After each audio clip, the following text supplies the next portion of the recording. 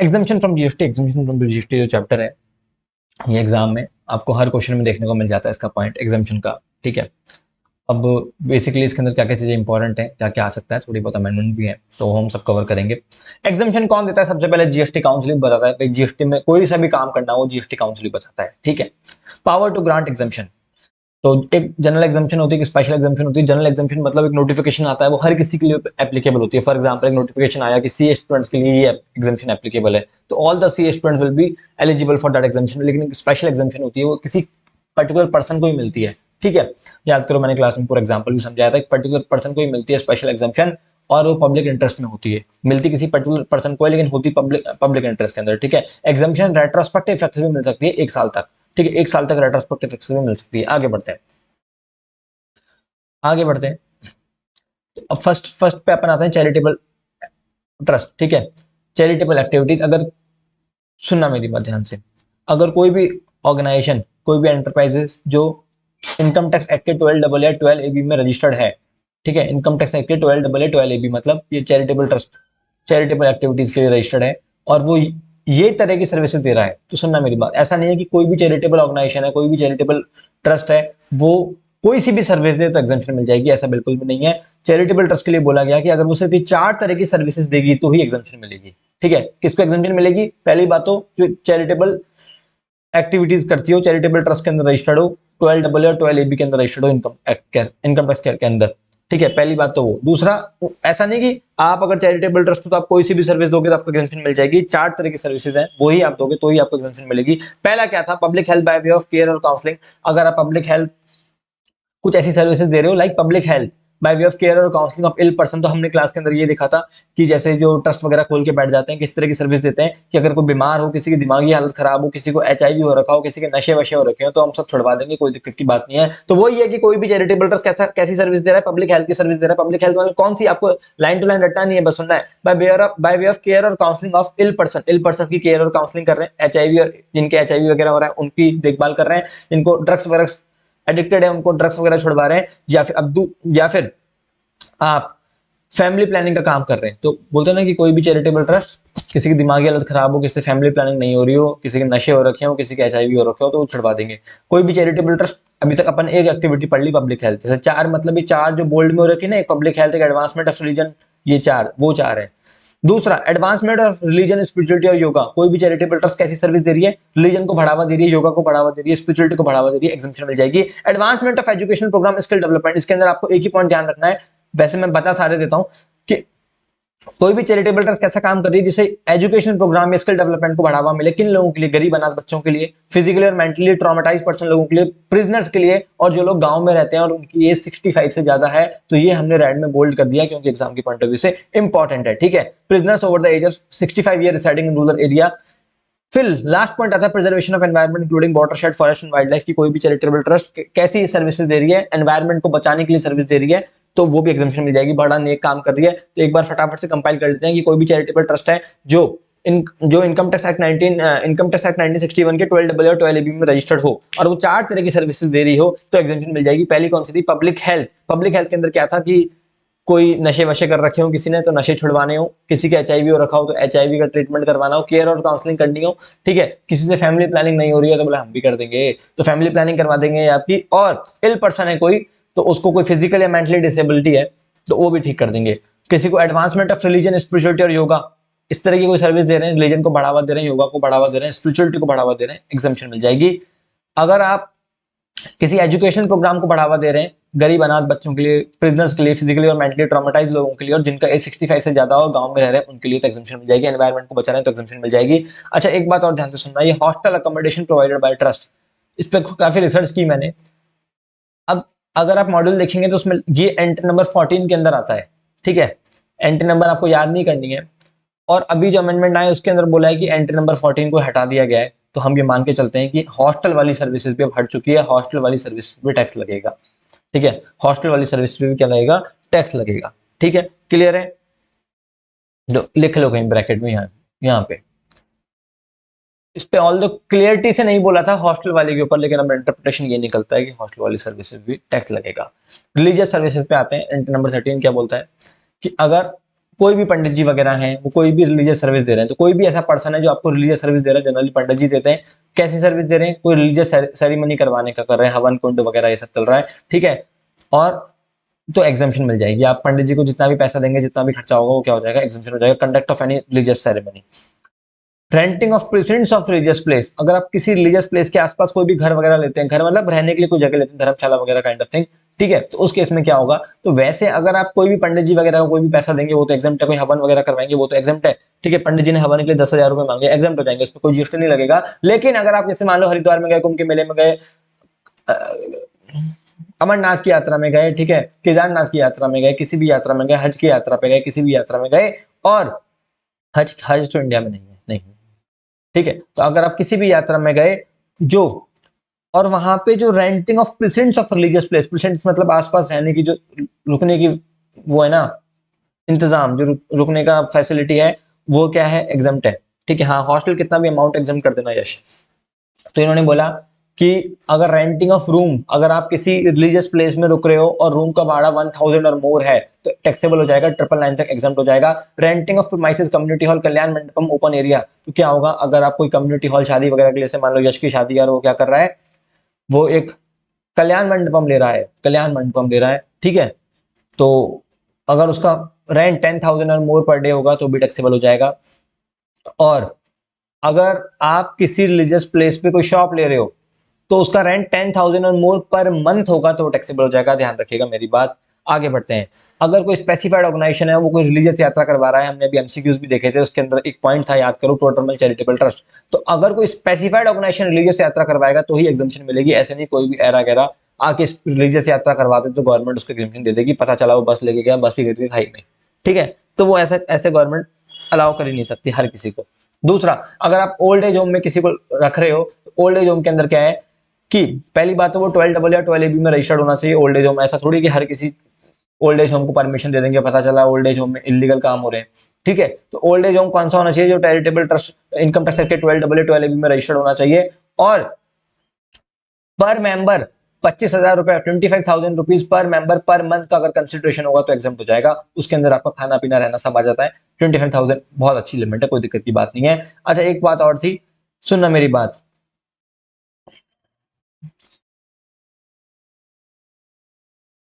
जैसे मान लो कोई भी चैरिटेबल ट्रस्ट है, तो मैंने आपको बताया वो योगा स्पिरिचुअलिटी को बढ़ावा दे रही है, तो एग्जाम्पशन मिल जाएगी। जैसे बाबा रामदेव का चैरिटेबल ट्रस्ट है, मान लो, मान के चलते हैं 12 में रजिस्टर्ड होगा, वो जो भी एक्टिविटीज दे रहे हैं वो सब एग्जाम्प्ट है, कोई दिक्कत की बात नहीं है। लेकिन मान लो बाबा रामदेव योगा की जगह डांस क्लासेस दे रहे हैं, तो वो टैक्सेबल हो जाएगी। योगा जरूरी नहीं है कि देखो 12 में कोई ऑर्गेनाइजेशन रजिस्टर्ड है ना, और वो योगा स्पिरिचुअलिटी रिलीजन को बढ़ावा दे रही है, तो एग्जाम्पशन है। डांस एरोबिक्स चल रहा है, तो टैक्सेबल हो जाएगा, राइट?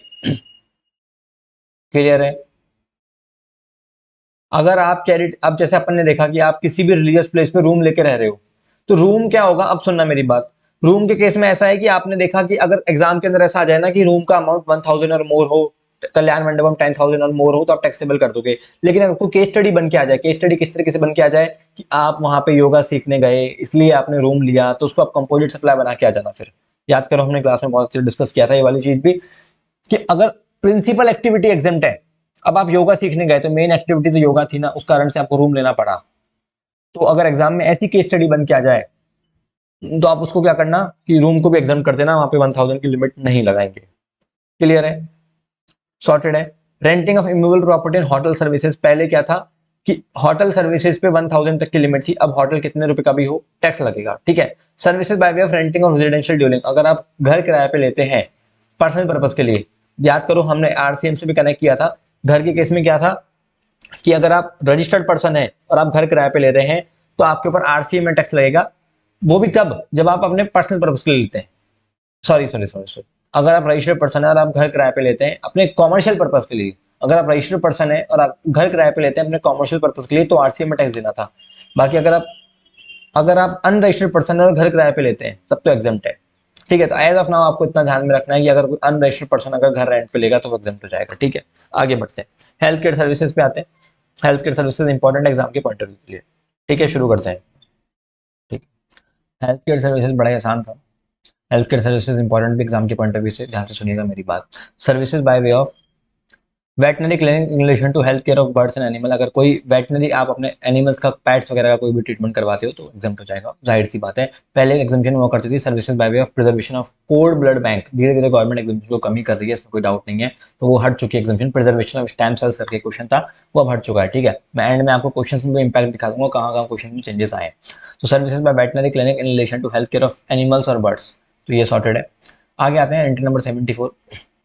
ये क्या बोलता है, ध्यान से सुनिएगा मेरी बात। हेल्थ केयर सर्विस का क्वेश्चन जब भी आएगा तो हम एग्जाम में किस तरीके से स्टार्ट करते थे, अगर आप क्वेश्चन बैंक देखेंगे ना, आईसीए का एक सेट पैटर्न है आंसर को स्टार्ट करने का। वो क्या लिखता है, sir health care services by clinical establishment authorised medical practitioner और पैरामेडिक्स, ये तीन ही लोग हैं जो हेल्थ केयर सर्विसेज दे सकते हैं। तो आईसीए का क्वेश्चन कुछ भी पूछे हेल्थ केयर के बारे में, क्वेश्चन में हेल्थ केयर के बारे में पूछे कुछ भी, लेकिन स्टार्ट आंसर का यहीं से होता है, health care services by clinical establishment authorised medical practitioner और पैरामेडिक्स, ठीक है। क्योंकि तो it's all about the way you are writing the answer, the way you are communicating the things, ठीक है, तभी आपको नंबर मिलेंगे। तो अपन ने क्लासेस के अंदर यही देखा है अपने। हाउएवर, तो इसके अंदर ऐसा था पहले कि आप अगर हेल्थ केयर सर्विसेज कौन कौन दे सकता है, clinical establishment authorised medical practitioner और पैरामेडिक्स दे सकता है। क्या क्या सर्विसेज एग्जाम थी हेल्थ केयर के अंदर, अगर आप पेशेंट को एम्बुलेंस से ला रहे हो ले जा रहे हो, एग्जाम थी, ठीक है। अगर आप किसी डिसीज्ड पर्सन को एम्बुलेंस से ला रहे हो ले जा रहे हो, वो तो सप्लाई चैप्टर में शेड्यूल 3 में नेगेटिव लिस्ट में ही बाहर था, ठीक है। अब हेल्थ केयर सर्विसेज के अंदर क्या क्या सर्विसेज इंक्लूड होती हैं, ध्यान से सुनना मेरी बात। हेल्थ केयर के अंदर हमने क्या देखा था, हेल्थ केयर सर्विसेज कौन कौन दे सकता है, तीन तरह के लोग दे सकते हैं, clinical establishment authorised medical practitioner और पैरामेडिक्स, ये तीन ही लोग हेल्थ केयर सर्विसेज दे सकते हैं। क्लिनिकल एस्टैब्लिशमेंट मतलब हॉस्पिटल हो गया, ऑथराइज्ड मेडिकल प्रैक्टिशनर मतलब ये जो डॉक्टर घर में प्रैक्टिस करते हैं, पैरामेडिक्स मतलब नर्स और कंपाउंडर हो गए, ये लोग हो गए। अब हेल्थ केयर सर्विसेज के अंदर क्या क्या आएगा, तो illness injury pregnancy abnormality deformity diagnosis treatment care, तो हेल्थ केयर के अंदर ये सर्विसेज आएंगी। मतलब ऐसे थोड़ी हेल्थ केयर के अंदर आप बोल दोगे क्या कर रहे हो, आप बोले इसकी आत्मा बाहर निकाल रहे हैं, इसकी आत्मा पवित्र कर रहे हैं, ये सब हेल्थ केयर में नहीं आएगा ना। आप हेल्थ केयर में झाड़ा पूसा कुछ भी करवाओ ऐसे तो फिर गड़बड़ हो जाएगी। तो बोले कुछ तो होगा ना कि क्या क्या करना है हेल्थ केयर के अंदर, तो बोले यही सब करना है, illness injury abnormality pregnancy deformity, है ना, ये सब करवाना है। क्लियर है। हेल्थ केयर के अंदर हेयर ट्रांसप्लांट कॉस्मेटिक और प्लास्टिक सर्जरी इंक्लूड नहीं होगा। भाई अब जाहिर सी बात है, अगर आप वीरेंद्र सहवाग है उनको बोल रहे बाल उगाने हैं तो हेयर ट्रांसप्लांट करवा लेते हैं तो वो टैक्सेबल हो जाएगा। भाई प्रियंका चोपड़ा को लिप्स की सर्जरी करवानी है, टैक्सेबल हो जाएगा, राइट। पर अगर कोई जेनेटिकल डिसऑर्डर है, कोई एक्सीडेंटल केस है, तब अलाउड है, कोई दिक्कत की बात नहीं है।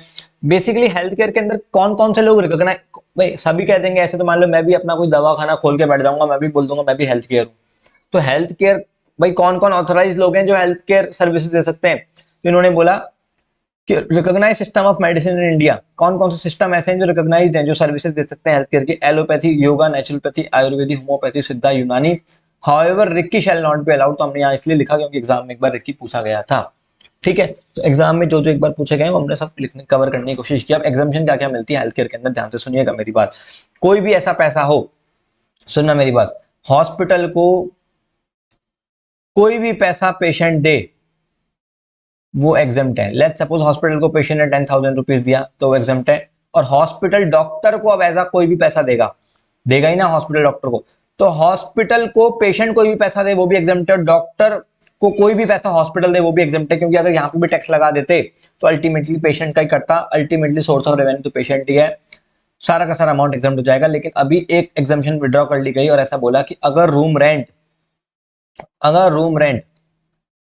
रूम का भाड़ा, जैसे आप होते ना हॉस्पिटल में आप रूम लेते हो तो आजकल 5 स्टार 7 स्टार जैसे होटल की सर्विसेज होने लग गई हैं, एकदम टीवी लग्जरी ये सब।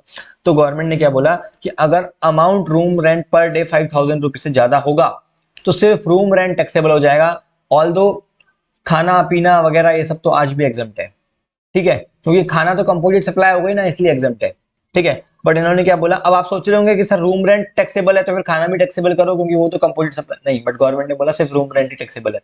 उस केस में भी क्या बोला कि अगर वो रूम कौन सा हो, अगर वो रूम आईसीयू हो, सीसीयू हो, इंटेंसिव कार्डियक केयर यूनिट हो हार्ट वाला, या न्यू नेटल बच्चों वाला हो, तो उसमें अमाउंट कितना भी हो कोई नहीं देखा जाएगा, क्योंकि वो रूम ऐसे होते हैं वो महंगे ही होते हैं, ठीक है। तो वो एग्जिबिशन मिल जाएगी आपको, ध्यान रखिएगा मेरी बात। फिर अब इतना आपको अच्छा, जो हॉस्पिटल डॉक्टर हायर करते हैं ना, जो हॉस्पिटल डॉक्टर हायर करते हैं वो डॉक्टर चाहे वो कॉन्ट्रेक्चुअल हो, चाहे वो परमानेंट हो, चाहे वो कैसे भी हो, चाहे वो पर ऑपरेशन वाइज हो, कोई सा भी पैसा हॉस्पिटल डॉक्टर को देगा वो पूरा का पूरा अमाउंट क्या हो जाएगा, एग्जाम्प्ट हो जाएगा। अब खाने के केसेस में आते हैं कि हॉस्पिटल खाना देता है पेशेंट्स को, तो पेशेंट जो एडमिटेड है, एडमिटेड पेशेंट को जो खाना मिलेगा वो एग्जाम्प्ट है। जो पेशेंट एडमिटेड नहीं है, जो नॉर्मली ऐसे दिखाने आए खांसी जुकाम बुखार, वो कुछ भी खा रहे हैं तो वो टैक्सेबल हो जाएगा, ठीक है। अगर फूड आउटसोर्स कर दिया, outsource by the hospital from outdoor cater, supplier shall charge as applicable. देखो मैं आपको बताऊं, अगर एग्जाम में आ जाएगी फूड आउटसोर्स कर दिया हॉस्पिटल ने, प्रैक्टिकली देखा जाए तो आउटसोर्स ही कर दिया, तो अब वो जो थर्ड पार्टी है जो आपको खाना दे रही है, ठीक है, तो वो आपको बिल देगी डायरेक्टली। अगर वो आपको बिल देगी तो उस पर जीएसटी लग जाएगा। और वो अगर हॉस्पिटल को बिल दे रही है और हॉस्पिटल अपने बिल के अंदर ही उसको दिखा रहा है, तो वो कंपोजिट सप्लाई का पार्ट हो जाएगा, because it's all about how you are billing it. ठीक है, मैं सपोज करो मैं एक लैपटॉप लेके आ रहा हूँ और मैं एक एक लैपटॉप बैग लेके आ रहा हूँ, अब मैं अलग अलग खरीद के ला रहा हूँ तो अलग अलग जीएसटी देना पड़ेगा, लेकिन अगर मैं साथ में लेके आ रहा हूँ और एक ही बिल बनवा रहा हूँ तो कंपोजिट सप्लाई हो जाएगा ना। तो ये बस वही चीज है ये। तो इसके अंदर आपको क्या करना है कि अगर फूड आउटसोर्स कर दिया हॉस्पिटल ने, तो भी आप क्या करना, मैं तो ये बोलूंगा, अगर हॉस्पिटल ने फूड आउटसोर्स कर दिया ना, देखो इसमें लिखा हुआ है, अच्छा, food supply to the patient but such food may be prepared by canteen run by the hospital और may be outsource from outdoor caterer, तो इसको आप क्या करना, एग्जाम मान लेना। अगर साफ साफ लिखा हुआ है food supply to the patient but such food may be prepared by canteen run by the hospital और may be outsource by hospital from outdoor caterers, तो क्या करना आप, तो भी इसको एग्जाम्प्टी मान लेना। ठीक है, तो भी एग्जाम्प्टी मान लेना। और स्पेशली अगर केस स्टडी बना के दे दे कि अलग से ही वो बिल प्रोवाइड करवा रहा है, ठीक है, तो फिर बात अलग है। जैसे हॉस्पिटल वाला बोल दे कि आप शर्मा ढाबे से मंगवा लो खाना, तो फिर जीएसटी लगा देंगे, बट अगर सिर्फ इतना ही लाइन लिखी हुई है तो उसको एग्जाम कर देना। अब सुनना मेरी बात ध्यान से, अगर हॉस्पिटल खाना दे रहा है, किसको दे रहा है, किसी पेशेंट को दे रहा है जो हॉस्पिटल में एडमिटेड हो, तो जो पेशेंट हॉस्पिटल में एडमिटेड हो उसको जो खाना दे रहे हैं ना, तो वो क्या हो जाएगा, वो तो एग्जाम्प्ट हो जाएगा, आपको मालूम होगा। नॉन एडमिटेड पेशेंट का टैक्सेबल हो जाएगा। अगर हॉस्पिटल खाना डॉक्टर वगैरह नर्स वगैरह को दे रहा है, कंपाउंडर को दे रहा है, तो क्या होगा, नर्स कंपाउंडर को अगर खाना दे रहे हैं तो क्या होगा, तो भी टैक्सेबल हो जाएगा। सिर्फ और सिर्फ पेशेंट्स के लिए अलाउड है जो कि एडमिटेड है, इनके अलावा किसी के लिए अलाउड नहीं होगा। क्लियर हुआ है नहीं हुआ? हेल्थ केयर सर्विसेज मेरे ख्याल से आपको समझ में आया होगा। पैसेंजर ट्रांसपोर्ट सर्विसेज पे आता है, यहाँ पे भी थोड़े से अमेंडमेंट थे। जो भी amendment basically exemption is what exemption is all about, कि गवर्नमेंट जो जनता के बारे में सोच रही है, गवर्नमेंट को लगता है कि जनता को ये वाली सर्विसेज देनी चाहिए, यही एग्जाम्पशन है और कुछ भी एग्जाम्पशन नहीं है। तो पैसेंजर ट्रांसपोर्ट सर्विसेज पढ़ते हैं, इसके अंदर पहला पॉइंट क्या दे रखा है कि अगर कोई भी पैसेंजर क्या कर रहा हो, कोई भी पैसेंजर क्या कर रहा हो कि अगर एयर से ट्रांसपोर्ट कर रहा हो, तो आप मुझे खुद ही बताइए कि टैक्सेबल होना चाहिए, एग्जाम्प्ट होना चाहिए। आपके अंदर से एक आवाज निकल के आएगी कि एयर का केस तो टैक्सेबल होना चाहिए। लेकिन कुछ ऐसे नॉर्थ ईस्ट के स्टेट्स हैं जहां पे गवर्नमेंट टूरिज्म को प्रमोट करना चाहती है, गवर्नमेंट चाहती है कि यहाँ पे लोग जाएं, घूमें, वहां के स्टेट्स की रेवेन्यू बढ़ाए, इनकम बढ़ाए। इसलिए गवर्नमेंट ने क्या बोला है कि ये स्टेट दे रखे हैं, आपको नाम याद करने की जरूरत नहीं है, ये लगभग लगभग वही स्टेट्स हैं जो रजिस्ट्रेशन और कंपोजिशन स्कीम में जो स्टेट्स हुआ करते थे वही है। अरुणाचल प्रदेश, असम, मणिपुर, जैसे असम अलग है, याद नहीं करना, असम, मणिपुर, मेघालय, मिजोरम, नागालैंड, सिक्किम, त्रिपुरा, बगडोगरा। तो ये ऐसे स्टेट्स हैं जहां पे अगर फ्लाइट जाएगी, यहाँ से फ्लाइट आएगी और वो भी इकोनॉमिक क्लास वाली फ्लाइट होगी, तो इकोनॉमिक क्लास नया ऐड हुआ है, पहले इकोनॉमिक क्लास नहीं था। तो अगर कोई इकोनॉमिक क्लास वाली फ्लाइट यहाँ पे जाएगी या यहाँ से आएगी तो वो एग्जाम्पशन मिल जाएगी, कोई दिक्कत की बात नहीं है। अगला पॉइंट ध्यान से सुनना, ठीक है, इतना तो क्लियर हुआ, एयर वाला क्लियर हुआ। अब अपन आते हैं रोड वाले पे, आते हैं रोड वाले का मैंने एक बढ़िया चार्ट बना रखा है। रोड के अंदर ऐसा है, लैंड रोड के अंदर बिग बिग बिग व्हीकल और स्मॉल व्हीकल। बिग व्हीकल क्या होते हैं, स्मॉल व्हीकल क्या होते हैं? बिग व्हीकल मतलब जो बड़ी बड़ी बसें चलती है ना, स्टेज कैरेज मतलब सरकारी बसें मान के चलो, और कॉन्ट्रैक्ट कैरेज मतलब प्राइवेट बसें मान के चलो। अगर गवर्नमेंट की जो वॉल्वो है, आप मुझे बताओ गवर्नमेंट की वॉल्वो से आप ट्रैवल कर रहे हो, तो वॉल्वो पे जीएसटी लगना चाहिए, लगना चाहिए, अंदर से आवाज आएगी, बिल्कुल लगना चाहिए। और गवर्नमेंट की जो ऐसी लोकल बसें होती है ना जिसमें सारी जनता ट्रैवल करती है, दिल्ली दिल्ली दिल्ली दिल्ली, ऐसी वाली बस जो होती है ना, 300 रुपए में दिल्ली ले जाती है, जो उदयपुर से दिल्ली, मुंबई से पुणे, ठीक है, जो नॉन एसी बस है, तो उस पर कोई एग्जाम्पशन, उस पर एग्जाम्पशन मिलेगी, उस पर कोई टैक्स नहीं लगाएंगे, क्योंकि वो आम जनता के भले के लिए, पूरा हिंदुस्तान उन्हीं से ट्रैवल करता है। सिर्फ 10 या 20% लोग ही होंगे जो वॉल्वो से ट्रैवल करते होंगे, तो वॉल्वो के अंदर टैक्स लगा दिया। आप सुनना मेरी बात, अगर आप कोई नॉन एसी बस है, अगर कोई नॉन एसी बस है और उस नॉन एसी बस को आप पर्सनल पर्पस के लिए बुक कर रहे हो, टूरिज्म पर्पस के लिए बुक कर रहे हो, तो भी टैक्स लग जाएगा। फॉर एग्जाम्पल जैसे मान के चलते हैं कि हम बोलते हैं कि भैया मयूर की शादी है, चलो पूरी की पूरी मयूर ने बस बुक करा ली 25,000 रुपए में, 30,000 रुपए में पूरी की पूरी बस बुक हो गई, टैक्स लगेगा। आप टूरिज्म पर्पज है, आप पिकनिक पे कहीं जा रहे हो, टैक्स लगेगा। ये तो हो गया बिग व्हीकल की कहानी। स्मॉल व्हीकल पे आ जाते हैं। स्मॉल व्हीकल क्या बोलते हैं, जैसे रेडियो टैक्सी। रेडियो टैक्सी का मतलब क्या होता है? रेडियो टैक्सी मतलब ओला उबर, जहां ड्राइवर को आपकी लोकेशन बताओ और आपको ड्राइवर की लोकेशन बताओ, उसको रेडियो टैक्सी बोलते हैं। मीटर्ड कैब, मीटर्ड कैब क्या होता है, जो मुंबई में चलती है ना येलो वाली टैक्सी, उनको मीटर्ड कैब बोलते हैं। तो मीटर्ड कैब ध्यान रखना, लिख लो कहीं पे भी, मीटर्ड कैब एग्जाम्प्ट है, रेडियो टैक्सी टैक्सेबल है। मीटर्ड कैब गवर्नमेंट ने बोला कि भाई मीटर्ड कैब एग्जाम्प्ट इसलिए है क्योंकि भाई पूरा मुंबई उस पर चलता था, तो मीटर्ड कैब के लिए सॉफ्ट कॉर्नर है गवर्नमेंट के मन में, तो आप ऐसा ध्यान में रखो। मीटर्ड कैब एग्जाम्प्ट है, लेकिन रेडियो टैक्सी क्या है, ओला उबर टैक्सेबल है। अब आप रेडियो टैक्सी के क्वेश्चन में ये मत देखने लग जाना कि एसी है या नहीं है, ये सब फालतू बातें हैं। रेडियो टैक्सी मतलब टैक्सेबल। रोप वे क्या होता है, जो पहाड़ों पे आप रस्सियों से जाते हो ना कहीं, ठीक है, तो वो भी क्या हो जाएगा, टैक्सेबल, ध्यान में रखना। तो रेडियो टैक्सी, रोप वे टैक्सेबल हो जाएगा। मीटर कैब और ऑटो रिक्शा, ई रिक्शा क्या हो जाएंगे, एग्जम्प्ट हो जाएंगे। लेकिन अगर ऑटो रिक्शा अगर आप ई कॉमर्स ऑपरेटर के थ्रू मंगवा रहे हो, ओला उबर वगैरह के थ्रू, तो वो टैक्सेबल हो जाएगा। ठीक है, वो अपन ने देखा था रेलवे के केस में आता है। रेलवे के केस में ऐसा था कि फर्स्ट क्लास हो या एसी का डब्बा हो, कोई सा भी तो टैक्सेबल हो जाएगा। उसके अलावा कोई भी सेकंड क्लास हो, जनरल डब्बा हो, तो एग्जाम्प्ट हो जाएगा। मेट्रो, मोनोरेल, ट्रामवे क्या हो जाएंगे, एग्जाम्प्ट हो जाएंगे। अदर्स एग्जाम्प्ट हो जाएंगे। हाँ, अगर आप पटना स्टेशन पे हैं तो टैक्सेबल हो सकता है। जस्ट किडिंग, ऐसा कुछ नहीं है। तो रेलवे के केस में क्या है, फर्स्ट क्लास और एसी टैक्सेबल हो जाएगा। मेट्रो, मोनोरेल, ट्राम एग्जाम्प्ट हो जाएगा। अदर्स एग्जाम्प्ट हो जाएंगे। मेरे ख्याल से इतना आपको समझ में आया होगा। एयर भी क्लियर हो गया, रेलवे भी क्लियर हो गया, और लैंड रूट भी क्लियर हो गया। वाटर के केस में आ जाते हैं। वाटर क्या बोलता है, इनलैंड वाटरवेज एग्जाम्प्ट हो जाएगा। इनलैंड वाटरवेज एग्जाम्प्ट हो जाएगा। इंडिया के अंदर ही अंदर आप पानी से जा रहे हो, आ रहे हो, ठीक है, कोई दिक्कत की बात नहीं है। जैसे फेरी होती है जो मुंबई से अलीबाग जाती है, कोई दिक्कत की बात नहीं, एग्जाम्प्ट हो जाएंगी। लेकिन अगर आप टूरिज्म पर्पज के लिए जा रहे हो, जहां पे भी आपको जीएसटी में टूरिज्म पर्पज देखे, वहां टैक्स लगा देना। टूरिज्म मतलब लग्जरी, ठीक है। और इंडिया के बाहर जा रहे हो अगर आप शिप से, तो भी क्या हो जाएगा, टैक्स लग जाएगा। सिर्फ इंडिया के अंदर ही अंदर अगर आप पानी से कर रहे हो, ट्रेवल कर रहे हो, ये क्या है, ये है आपका पैसेंजर ट्रांसपोर्ट, राइट। हाँ, तो अगर आप इंडिया के अंदर ही अंदर पानी के अंदर ट्रेवल वगैरह कर रहे हो तो एग्जाम्प्ट है। बाहर जा रहे हो तो टैक्सेबल हो जाएगा। समझ में आया आपको, नहीं आया, मेरे ख्याल से आपको समझ में आ गया होगा। गुड ट्रांसपोर्ट सर्विसेज पे आ जाते हैं। जीटीए, यहाँ पे भी अमेंडमेंट्स आए हैं। जीटीए क्या बोलता है, ध्यान से सुनिएगा मेरी बात। इसके अंदर ऐसा बोला गया है कि अगर आप गुड्स का ट्रांसपोर्टेशन कर रहे हो रोड से, तो एग्जाम्प्ट है सिर्फ दो केसेस को छोड़ के। अगर आप रोड से गुड्स का ट्रांसपोर्टेशन कर रहे हो तो एग्जाम्प्ट हो जाएगी सिर्फ दो केसेस को छोड़ के। और दो केसेस कौन से हैं, कि अगर आप सामान जीटीए से ले जा रहे हो या कोरियर से ले जा रहे हो। अगर आप सामान जीटीए से ले जा रहे हो या कोरियर से ले जा रहे हो तो बात अलग है, ठीक है। अगर आप सामान जीटी से ले जा रहे हो या कोरियर से ले जा रहे हो तो बात अलग है। अदरवाइज इन्होंने क्या बोला कि अगर आप रोड से कोई सा भी सामान लेके जा रहे हो तो एग्जाम्प्ट है, एक्सेप्ट जीटी एंड कोरियर। अब आप देखोगे कि मैक्सिमम सामान जीटी और कोरियर से जाता है, और कहां से जाएगा, ठीक है। अब सुनिएगा मेरी बात ध्यान से। कुछ एग्जाम्पशन थी। Services by way of transportation of goods by an aircraft from a place outside India. अगर फॉरेन से एक सेकंड अपना, तो अपन ने क्या देखा कि देखो, अगर कोई भी सामान जो इंडिया के बाहर से इंडिया में आ रहा हो, कोई भी सामान जो इंडिया के बाहर से इंडिया में आ रहा हो, और किससे आ रहा हो, एयर से आ रहा हो। कोई भी सामान है जो इंडिया के बाहर से इंडिया में आ रहा हो और एयर से आ रहा हो, तो जो ट्रांसपोर्टेशन चार्जेस जो होंगे ना, उस पे जीएसटी नहीं लगाएंगे। अब आप सोच रहे होंगे एयर से अगर आप इंपोर्ट कर रहे हो तो गवर्नमेंट इस चीज को प्रमोट क्यों कर रही है। देखो, क्योंकि एयर के केस में ट्रांसपोर्टेशन चार्जेस ऑलरेडी इतने हाई होते हैं, तो गवर्नमेंट नहीं चाहती कि उस पर जीएसटी लगा के उसको इंपोर्ट को बिल्कुल ही, मतलब वैसे तो गवर्नमेंट इंपोर्ट को प्रमोट नहीं करना चाहती, बट ये तो बिल्कुल ही फिर गंदी बात हो जाएगी। तो गवर्नमेंट ने बोला कि अगर आप एयर से, है ना, अगर आप एयर से कुछ सामान लेके आ रहे हो, इंपोर्ट कर रहे हो, और जो भी ट्रांसपोर्टेशन चार्जेस हैं उस पर जीएसटी नहीं लगेगा।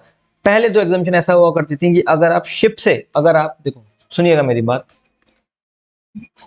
इंपोर्ट अगर आप कर रहे हो या अगर आप एक्सपोर्ट कर रहे हो, इंपोर्ट कर रहे हो एयर से, यहां बात चल रही है सिर्फ और सिर्फ ट्रांसपोर्टेशन चार्जेस की, और इंपोर्ट कर रहे हो आप वेसल से। एयर से अगर आप इंपोर्ट करोगे तो एग्जाम्प्ट है, पहले भी एग्जाम्प्ट था, आज भी एग्जाम्प्ट है। लेकिन अगर आप वेसल से इंपोर्ट करोगे तो हमेशा से टैक्सेबल था, आज भी टैक्सेबल होगा, क्योंकि गवर्नमेंट इंपोर्ट को तो कभी प्रमोट करना ही नहीं चाहती। एक्सपोर्ट के केस में एयर हो चाहे वेसल हो, ऐसा था कि एक्सपोर्ट को गवर्नमेंट प्रमोट करना चाहती है, तो एक्सपोर्ट के केस में गवर्नमेंट ने ट्रांसपोर्टेशन चार्जेस एग्जाम कर रखे थे। हर बार गवर्नमेंट इस पे एग्जाम करती थी, हर बार एग्जामेशन एक एक साल तक के लिए बढ़ा देती थी। तो लास्ट जो एग्जामेशन थी ना, वो अप टू 30 दिसंबर 2022 तक थी। इसके बाद गवर्नमेंट ने एक्सटेंड ही नहीं की, वरना हर साल पहले 21 था, फिर 20 था, 19 था, 18 था, तो हर साल गवर्नमेंट एक साल के लिए और एक्सटेंड कर देती थी। इस बार एक्सटेंड ही नहीं किया। तो अब की बार आपको ध्यान रखना है कि 30 नवंबर 2022 तक ही, 30 सितंबर 2022 तक ये एग्जामेशन, उसके बाद नहीं है एक्सपोर्ट के केस में। और इंपोर्ट का केस आपको क्लियर होगा, मेरे ख्याल से आपको ये बात भी समझ में आ गई होगी। अब सुनना मेरी बात ध्यान से। पहले जीटी के अंदर ऐसी लिमिट हुआ करती थी कि जीटी से अगर आप सामान 1500 या 750 का लेके जाएंगे, अब वो क्या था क्या नहीं था उस पर हम चर्चा नहीं करेंगे। अभी आपको इतना ध्यान में रखना है कि अगर आप जीटीए से कोई भी सामान लेके जाएंगे, चाहे वो कितने ही रुपए का क्यों ना हो, चाहे 1 रुपए का क्यों ना हो, चाहे 10 रुपए का क्यों ना हो, सामान की वैल्यू नहीं, ट्रांसपोर्टेशन चार्जेस की वैल्यू। यहाँ पे हमको ट्रांसपोर्टेशन से मतलब है, सामान से क्या मतलब है। जीटीए जो आपसे भाड़ा ले रहा है, जो आपसे फेयर ले रहा है, उसका अमाउंट कितना ही हो, पूरा का पूरा अमाउंट टैक्सेबल हो जाएगा। और कोरियर वाला आपसे कितना ही पैसा ले रहा हो, पूरा का पूरा अमाउंट टैक्सेबल हो जाएगा, कोई दिक्कत की बात नहीं है। लेकिन जीटीए अगर कुछ सामान लेके जाए, कौन सा सामान, कुछ स्पेशल सामान है, जैसे रेल वेसल या जीटीए से अगर ये मंडोर वाला सामान जाए, कई बच्चे इसको रैंडम भी बोलते हैं फुल फॉर्म, मंडोर मेरे को इसलिए ध्यान रखता है क्योंकि मंडोर एक्सप्रेस करके एक ट्रेन हुआ करती है, तो रेल से मंडोर ध्यान आ जाता है। रेल वेसल जीटी से अगर मंडोर वाला सामान जाए, एम मतलब milk, salt and food grain including flour pulses and rice, हो सकता है इस पे पूरी की पूरी केस स्टडी आ जाए आपके एग्जाम में, क्योंकि बहुत बार ऐसा हुआ है। ठीक है, बहुत बार ऐसा हुआ है। तो क्या बोल रहे हैं कि milk, salt and food grain including flour pulses and rice, अगर आप, ठीक है, तो अगर आप रेल वेसल या जीटी से मंडोर वाला सामान लेके जाते हैं तो क्या बोले, एग्जाम्पशन मिल जाएगी। M for milk, salt and food grain including flour pulses and rice, exemption मिल जाएगी। A for agriculture produce. N for newspaper और magazine registered with registrar of newspaper. ठीक है, अगर आप न्यूज़पेपर या मैगजीन लेके जा रहे हैं। डी फॉर डिफेंस और military equipment. O for organic manure और आर फॉर रिलीफ मटेरियल। अगर आप ये रेल वेसल या जीटी से मंडोर वाला सामान लेके जा रहे हैं तो क्या हो जाएगा, एग्जाम्पशन मिल जाएगी। मेरे ख्याल से आपको इतना याद आ गया होगा, ये इंपॉर्टेंट था। ठीक है, चलिए। अच्छा, जीटीए अगर अपनी सर्विस किसी भी अनरजिस्टर्ड पर्सन को देगा, जीटीए अगर अपनी सर्विस किसी भी अनरजिस्टर्ड पर्सन को देगा तो एग्जम्पशन मिल जाएगी। ध्यान में आया आपको? और जीटीए अपनी सर्विस अगर गवर्नमेंट के किसी डिपार्टमेंट को देगा, स्टेट गवर्नमेंट, सेंट्रल गवर्नमेंट, तो भी एग्जम्पशन थी। ध्यान में आ गया होगा आपको। लेकिन अगर जीटीए अपनी सर्विस किसी भी अनरजिस्टर्ड पर्सन को देगा, और वो कौन से अनरजिस्टर्ड पर्सन है, वो 6 स्पेसिफाइड पर्सन है जो आरसीएम में देखे थे। कौन कौन से? Body, corporate, cooperative society, partnership firm, CTP, AOP, BOI, ये सब करके लोग थे, इनको दिया जाएगा तो टैक्सेबल हो जाएगी। अदरवाइज ऐसे ही चलता रहेगा। अभी तक अपन ने कर लिया passenger transport, good transport, health care, religious, charitable trust, renting, ये सब अपन ने कर लिया। अब आते हैं बैंकिंग और फाइनेंशियल सर्विसेज पे, आगे बढ़ते हैं। चलो बैंकिंग और फाइनेंशियल सर्विसेज देख लेते हैं। बैंकिंग और फाइनेंशियल सर्विसेज के अंदर क्या था? पहले एक पॉइंट था कि आरबीआई कोई सी भी सर्विस देता है तो एग्जाम थी, और आरबीआई कोई सी भी सर्विस लेता है तो टैक्स लगता था, सिर्फ 2 सर्विसेज को छोड़ के। पहले क्या था? अगर R services provided by RBI ना, वो तो पहले एग्जाम्पशन नहीं थी। और 2 आरबीआई टैक्सेबल था, लेकिन उसमें भी 2 सर्विसेज एग्जाम्पशन थी। वो कौन कौन सी थी? भूल जाओ। फॉरेन एक्सचेंज कस्टोडियल रिजर्व करके ऐसे कोई सर्विसेज हुआ करती थी, 2 सर्विसेज। ठीक है, फॉरेन एक्सचेंज मैनेजमेंट करके। तो आरबीआई 2 तरह की सर्विस ले सकता। अब गवर्नमेंट ने बोला आरबीआई मतलब फुल्ली टैक्सेबल, दिमाग ही नहीं लगाना। अब दिमाग नहीं लगाना, आरबीआई मतलब फुल्ली टैक्सेबल। ठीक है, आगे बढ़ते हैं। अब बैंक के अंदर ऐसा है कि आप बैंक से, बैंक के अंदर कोई भी पैसा लोन या एडवांसेस के नाम पे ना, समझना मेरी बात। बैंकिंग एंड फाइनेंशियल सर्विसेज के अंदर कैसा है कि बैंक में आपने कोई भी पैसा जमा कराया, आपको इंटरेस्ट मिल रहा है, interest on loans and advances, या आपने लोन लिया और आप इंटरेस्ट दे रहे हो, वो सब की सब एग्जेम्प्ट है। ठीक है, क्योंकि ये बैंक की बेसिक सर्विसेज हो गई जो सारी जनता लेती है। इसके अलावा कोई सा भी पैसा हुआ, लाइक कोई भी क्रेडिट कार्ड का इंटरेस्ट हुआ, या फिर आपने लोन प्रोसेसिंग चार्जेस हो गए, लोन प्रोसेसिंग फीस हो गए, करंट अकाउंट मेंटेनेंस का जो बैलेंस चार्जेस होते हैं वो हो गया, कुछ भी हो गया मतलब, इसके अलावा सब कुछ टैक्सेबल हो जाएगा। ध्यान रखिएगा मेरी बात। ठीक है, आगे बढ़ते हैं। आगे बढ़ते हैं। Hiring services. हायरिंग सर्विसेज के अंदर कैसा है कि अगर आपके पास कोई व्हीकल है और आप अपना व्हीकल जिसकी सीटिंग कैपेसिटी 12 से ज़्यादा हो, और वो इलेक्ट्रॉनिक व्हीकल है, ईवी ईवी व्हीकल है जिसकी सीटिंग कैपेसिटी 12 से ज़्यादा है, ठीक है, और आप उसको भाड़े पे दे रहे हो, किसको दे रहे हो? स्टेट ट्रांसपोर्ट अंडरटेकिंग को दे रहे हो, चाहे स्कूल को दे रहे हो, चाहे जीटी को दे रहे हो, चाहे किसी को भी दे रहे हो, वो एग्जेम्पशन मिल जाएगी आपको। क्वेश्चन में अगर ऐसा लिखा हो कि अगर आपने अपना व्हीकल भाड़े पे दिया, सिर्फ इतना ही लिखा हो, ऐसा नहीं लिखा हो कि वो ईवी व्हीकल है या 12 से ज्यादा सीटिंग कैपेसिटी है या नहीं, तो क्या करना है? अज्यूम कर लेना कि होगी और आप उसको एग्जाम्पशन कर आना, और वर्किंग नोट में एग्जाम्पशन भी डाल देना। क्लियर है? एजुकेशन सर्विसेज इंपॉर्टेंट है, ध्यान से सुनिएगा मेरी बात। एजुकेशन सर्विसेज के अंदर क्या है, हो सकता है कि यहाँ से क्वेश्चन आ जाए। आ जाए क्या मतलब? आने की पूरी पूरी पॉसिबिलिटी। एजुकेशन सर्विसेज क्या होता है, ध्यान से सुनिएगा मेरी बात। पहली बात, एजुकेशन सर्विस कौन प्रोवाइड कर सकता है? एजुकेशन सर्विसेज 3 तरह के लोग हैं जो प्रोवाइड कर सकते हैं। ठीक है, देखो हमने क्या बोला कि एजुकेशन सर्विसेज जीएसटी में एग्जेम्प्ट है। एजुकेशन सर्विस का मतलब होता क्या है? मैं आप लोगों को जो पढ़ा रहा हूँ, क्या वो एजुकेशन सर्विस है? तो गवर्नमेंट ने बोला हम आपको बताएंगे कि एजुकेशन सर्विस होता क्या है। बेसिकली 3 ऐसे इंस्टीट्यूट हैं जिनको एजुकेशन इंस्टीट्यूशन माना है गवर्नमेंट ने। कौन कौन से हैं? बोला एक तो स्कूल हो, चाहे वो स्कूल बच्चों का हो जो 12 तक के स्कूल का हो, हायर सेकेंडरी स्कूल हो, चाहे सीनियर सेकेंडरी स्कूल हो, चाहे प्राइमरी स्कूल हो, चाहे किड्स स्कूल हो, कोई सा भी स्कूल हो, वो स्कूल एजुकेशन सर्विस में आएगा। दूसरा, courses recognised by law. Courses recognised by law, ठीक है, कोर्सेज रिकॉग्नाइज्ड बाय लॉ। तीसरा, अप्रूव्ड वोकेशनल कोर्सेज। 3 होते हैं जो एजुकेशन इंस्टीट्यूशन के अंदर आते हैं। School, courses recognised by law, जैसे इंडियन लॉ से जो भी courses recognised like CA, CS, CMA, BCom, LLB, ये सब। सीएमए में मेरी 2 रैंक है, बताओ। अब आप बोलो सीएमए में 2 रैंक आई है। पर मैं सीए में पढ़ाता नहीं तो इसलिए इसकी पब्लिसिटी करते नहीं। तो school courses recognised by law. और थर्ड है approved vocational courses.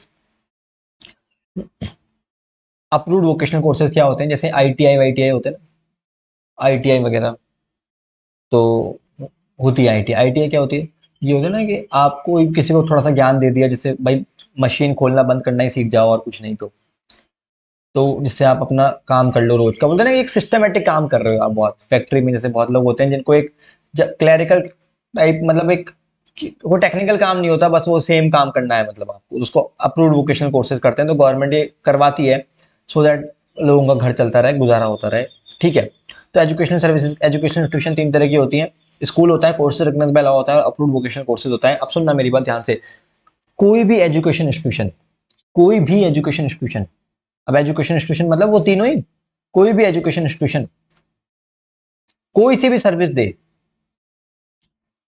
School, student, faculty and staff, students,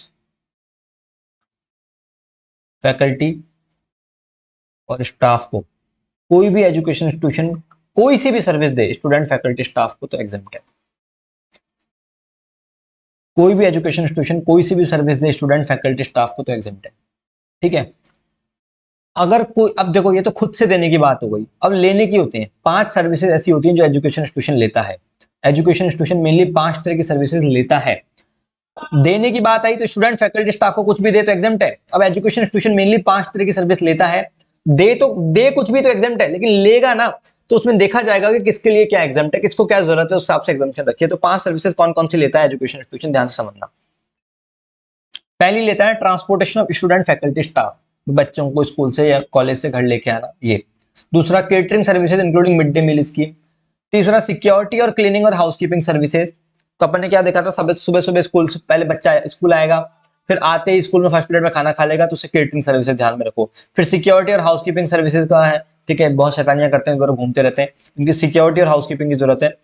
services relating to conduct of exam, education institution बहुत तरह की सर्विस लेता है एग्जाम से कराने के लिए, जैसे एग्जाम हॉल रेंट पे लिया, पेपर सेटर से पेपर सेट करवाया, तो सर्विस ले ही रहा है ना एजुकेशन इंस्टीट्यूशन एग्जाम कराने से रिलेटेड।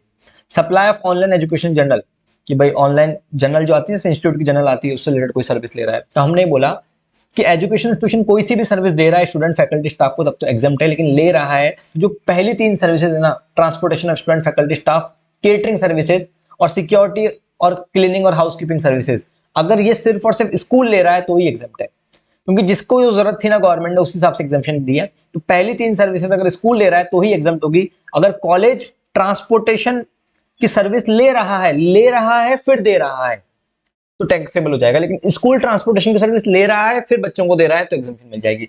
कॉलेज अगर केटरिंग, आईसीआई केटरिंग की सर्विस ले रहा है, जैसे जीएमसीएस ओटी में खाने की सर्विस मिलती है, वो ले रहा है फिर आपको दे रहा है, तो क्या हो जाएगा, टैक्सेबल हो जाएगा, ठीक है। बट अगर मान लो आईसीआई खुद ही खाना प्रोवाइड कर रहा है आपको, आईसीआई खुद ही आपको खाना प्रोवाइड कर रहा है, किससे लेके नहीं कर रहा, खुद ही कर रहा है, तब एग्जाम्प्ट है। क्योंकि हमने बोला ना कि एजुकेशन इंस्टीट्यूशन कोई सी भी सर्विस दे स्टूडेंट, फैकल्टी, स्टाफ को, तो एग्जाम्प्ट है। लेके दे, अगर किससे लेके दे रहा है तो बात अलग है, ठीक है। तो पहली 3 सर्विसेज अगर स्कूल ले रहा है और फिर बच्चों को दे रहा है तो एग्जाम्प्ट है, लेकिन कॉलेज ले रहा है या अप्रूव्ड वोकेशनल कोर्सेज दे रहे हैं तो टैक्सेबल हो जाएगा। फोर्थ वाला जो पॉइंट है ना, फोर्थ वाला, अच्छा पहली जो 3 सर्विसेज के अंदर सेकंड पॉइंट ना, केटरिंग, केटरिंग की सर्विसेज एग्जाम में आपको ऐसे ही पूछ सकते हैं कि स्कूल के अंदर ले या स्कूल के बाहर, कहीं पे भी लो, केटरिंग सर्विसेज हर जगह अलाउड है। तो आप, मैंने ऑल दो नोट्स में लिख भी रखा है, ठीक है, बट आप भी लिख सकते हो, है ना, मैंने देखो साफ साफ लिख रखा है। In case of school if the following services are provided outside school premises, अगर केटरिंग सर्विसेज आप स्कूल के बाहर भी दे रहे हो तो भी एग्जाम्प्ट है, लेकिन अगर आप सिक्योरिटी या हाउसकीपिंग सर्विसेज स्कूल के अंदर दोगे तो ही एग्जाम्प्ट है, स्कूल के बाहर दोगे तो टैक्सेबल हो जाएगा सिक्योरिटी और हाउसकीपिंग सर्विसेज। हमने इसको बहुत अच्छे से पढ़ा है, तो आप लोगों को मेरे ख्याल से रिवाइज हो पा रहा होगा, ठीक है। तो स्कूल की सर्विसेज सिर्फ और सिर्फ, सॉरी क्या बोलते हैं तुम्हारा, ये हाउसकीपिंग की सर्विसेज, सिक्योरिटी और हाउसकीपिंग की सर्विसेज इनसाइड द कैंपस दोगे तो ही एग्जाम्प्ट है, अदरवाइज टैक्सेबल हो जाएगा। तो अभी तक मैं क्रक्स कर देते हैं इसके कि education institution student, faculty, staff को कोई सी भी सर्विस देगा तो एग्जाम्प्ट है, लेकिन एजुकेशन इंस्टीट्यूशन 5 तरह की सर्विस लेता है। कौन कौन सी लेता है, पहले लेता है transportation of student, faculty and staff. दूसरी क्या लेता है, catering services including mid day meal scheme organise by government, catering. तीसरी क्या लेता है, ट्रांसपोर्टेशन, केटरिंग। थर्ड कौन सी हो गई? सिक्योरिटी और हाउसकीपिंग सर्विसेज। फोर्थ कौन सी हो गई? कंडक्ट ऑफ एग्जाम की services, including entrance exam also. Fifth, online journal की सर्विसेज। पहली तीन सर्विसेज स्कूल अगर लेके आगे बच्चों को दे रहा है तो एग्जाम्प्ट है। फोर्थ वाली सर्विसेज कोई भी दे, चाहे स्कूल दे, एनी एनी एजुकेशन इंस्टीट्यूशन, चाहे स्कूल दे, चाहे कोर्स रिकॉग्नाइज्ड बाय लॉ दे, चाहे अप्रूव। फिफ्थ वाली सिर्फ और सिर्फ कोर्स रिकॉग्नाइज्ड बाय लॉ के लिए एग्जाम्प्ट है। Course recognised by online education general की जरूरत सिर्फ और सिर्फ आईसीआई को पड़ती है, मतलब कोर्स आईसीआई क्या है? कोर्स रिकॉग्नाइज्ड बाय लॉ है। फिफ्थ वाली सर्विस अगर स्कूल ऑनलाइन जनरल की सर्विस ले रहा है तो टैक्सेबल हो जाएगी। अप्रूव्ड वोकेशनल ट्रेनिंग ले रहे हैं तो उनको टैक्सेबल हो जाएगी, क्योंकि इतनी हाई लेवल की जरूरत ही नहीं है ना इनको। पर ऑनलाइन जनरल की सर्विस कोर्ट से रिकॉग्नाइज्ड बाय लॉ वाले ले रहे हैं तो क्या हो जाएगी? तो टैक्सेबल हो जाएगी, तो एग्जाम्प्ट हो जाएगी। सॉरी, ऑनलाइन जनरल की सर्विस अगर कोर्ट से रिकॉग्नाइज्ड बाय लॉ वाला ले रहा है तो एग्जाम्प्ट हो जाएगी, और बाकी दो के लिए टैक्सेबल हो जाएगी। क्लियर है या नहीं है? तो ऐसे ध्यान में रखो, 1 2 3 स्कूल, 4 ऑल, और फिफ्थ कोर्स से रिकॉग्नाइज्ड बाय लॉ। ठीक है, अब इसका एक क्वेश्चन भी था अच्छा वाला, ध्यान से देखना क्वेश्चन क्या था। Question question question question question question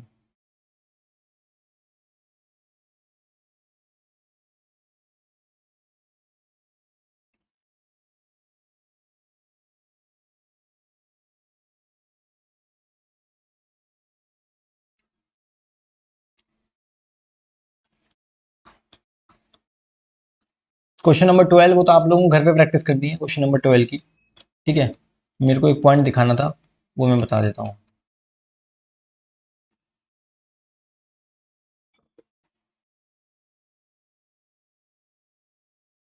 ये देख लो,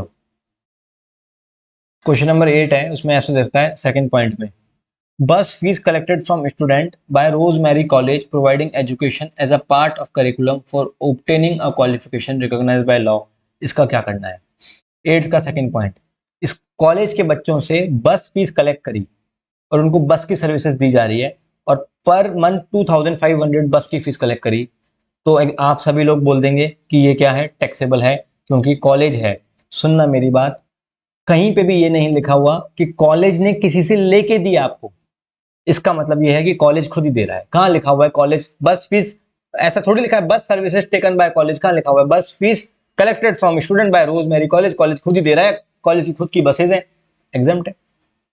ठीक है, तो सेकंड वाला point, since Rose Mary college provide education as a part of curriculum for obtaining a qualification, तो हमने देखा है कोई भी education institution student faculty staff को कोई सी भी सर्विस दे, एग्जाम्प्ट है, लेके थोड़ी दे रहा है।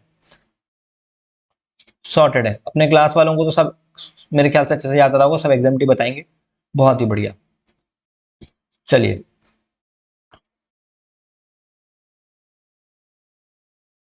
एजुकेशनल ट्रेनिंग, एजुकेशन के अंदर एक बात, कुछ बातें और थी। अगर आईआईएम के अंदर, आईआईएम अपनी सर्विस दे रहा हो तो आईआईएम के अंदर दो ही सर्विसेज एग्जाम्प्ट है, 2 ईयर प्रोग्राम और 5 ईयर प्रोग्राम, बस दो ही एग्जाम्प्ट है, बाकी सब टैक्सेबल हो जाएंगे। एग्रीकल्चर रिलेटेड सर्विसेज पे आते हैं। एग्रीकल्चर रिलेटेड सर्विसेज के अंदर पहले तो हर तरह की एग्जाम्पशन अलाउड थी, अभी दो चार थोड़ी सी हटा दी है। इधर आ जाते हैं, सुनना मेरी बात। पहली बात तो एग्रीकल्चर सर्विसेज का मतलब यही नहीं है कि सिर्फ सिर्फ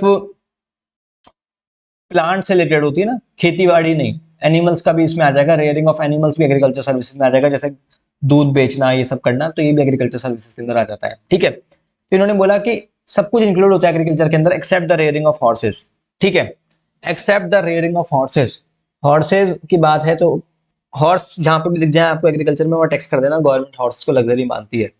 एक बार सलमान खान को घोड़ों के साथ देख लिया था गवर्नमेंट ने, तो गवर्नमेंट ने बोला घोड़ों पर तो टैक्स लगेगा। ठीक है, अब सुनना मेरी बात ध्यान से। एग्रीकल्चर सर्विसेज गवर्नमेंट ने सारी एग्जाम कर दी, क्योंकि एग्रीकल्चर की तो बहुत जरूरत है, एग्रीकल्चर को तो गवर्नमेंट हमेशा प्रमोट करना चाहती है।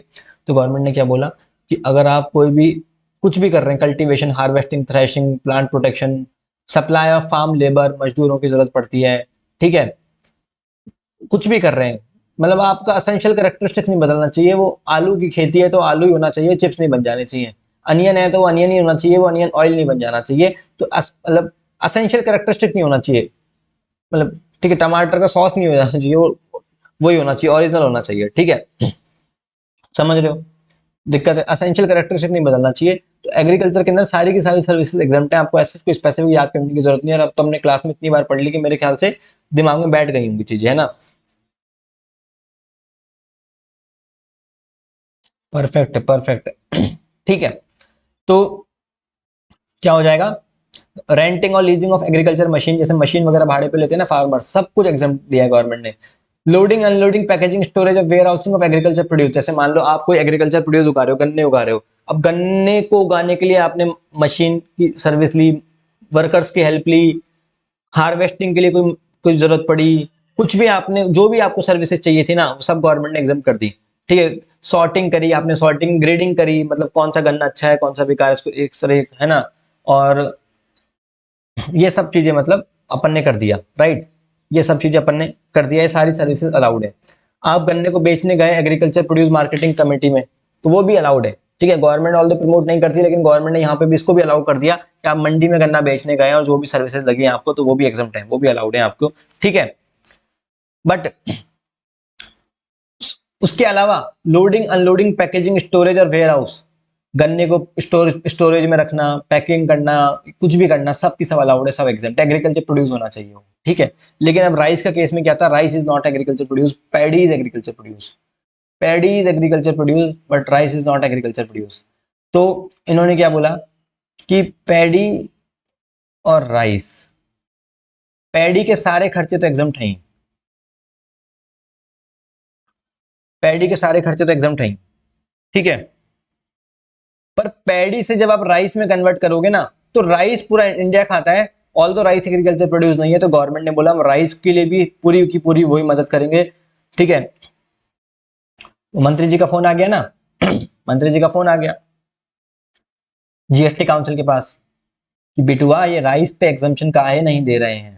बोले मंत्री जी एग्रीकल्चर प्रोड्यूस ही नहीं है, अभी तुम्हारा जीएसटी का डेफिनेशन बदल देंगे हम, भैंसिया की पूंछ से बांध के पूरे शहर में घुमाएंगे, फिर तुम अपने आप एग्जम्पशन दे दोगे। बोले नहीं मंत्री जी कर रहे हैं, आप चिंता नहीं कीजिए। बोले इमीडिएटली हो जाना चाहिए। ठीक है, तो लोड स्टोरेज, लोडिंग अनलोडिंग,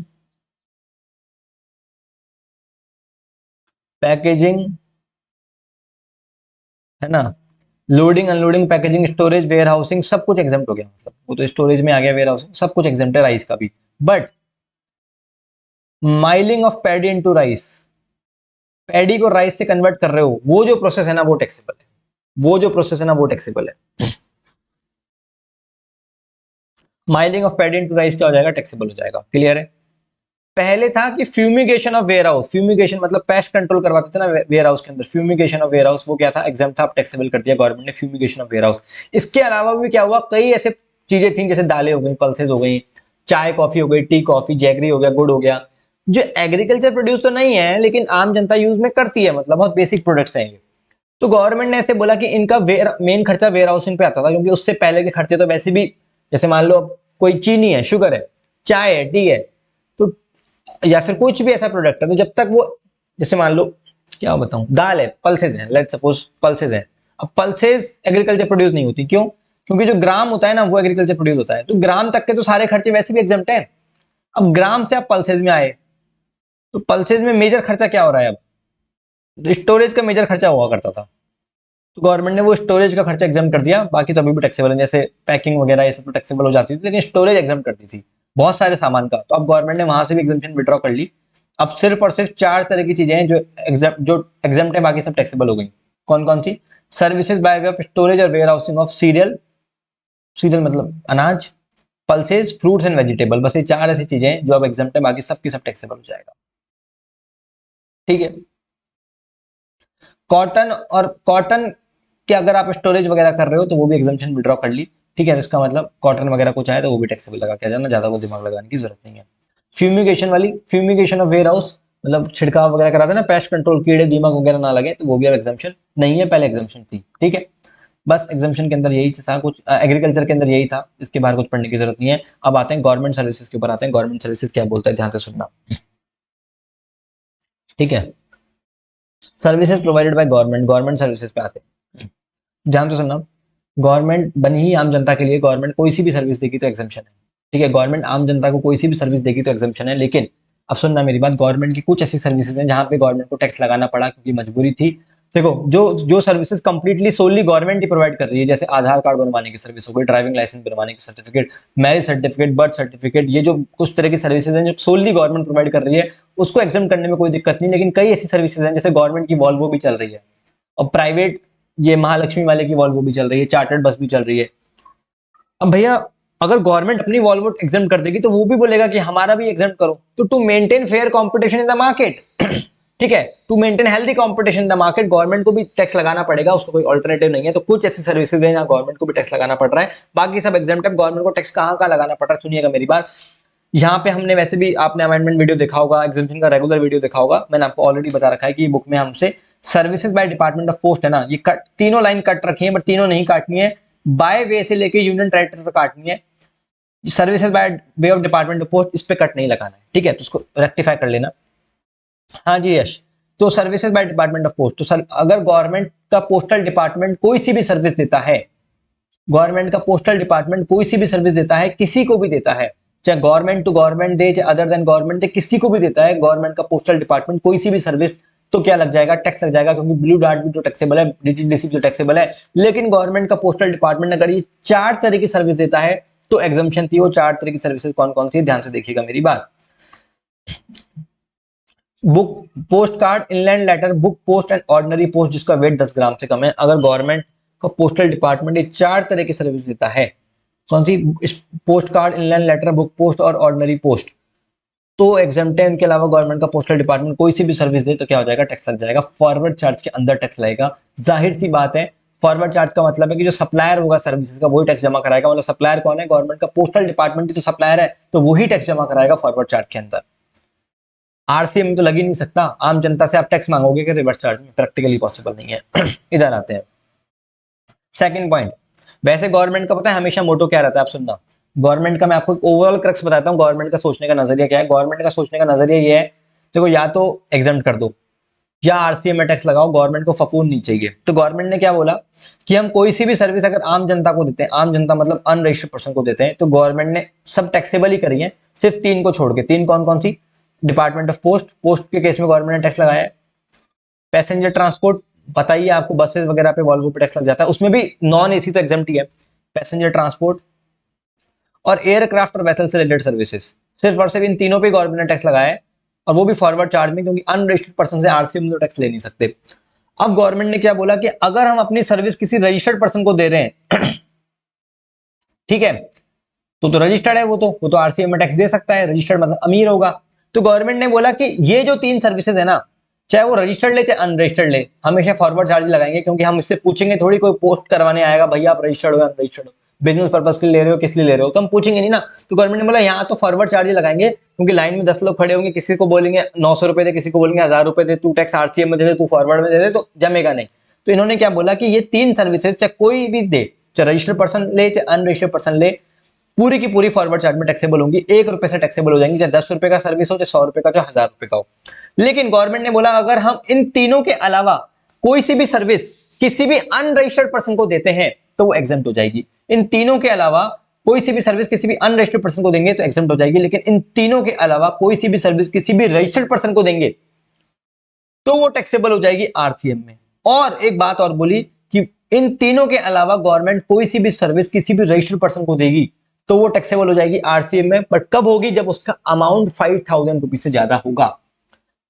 हर थोड़ी 10 रुपए की सर्विस ली, उस पर 1 रुपए का टैक्स देंगे आरसीएम में, नहीं ना। 100 रुपए की सर्विस दी, 10 रुपए का टैक्स देंगे आरसीएम में, नहीं।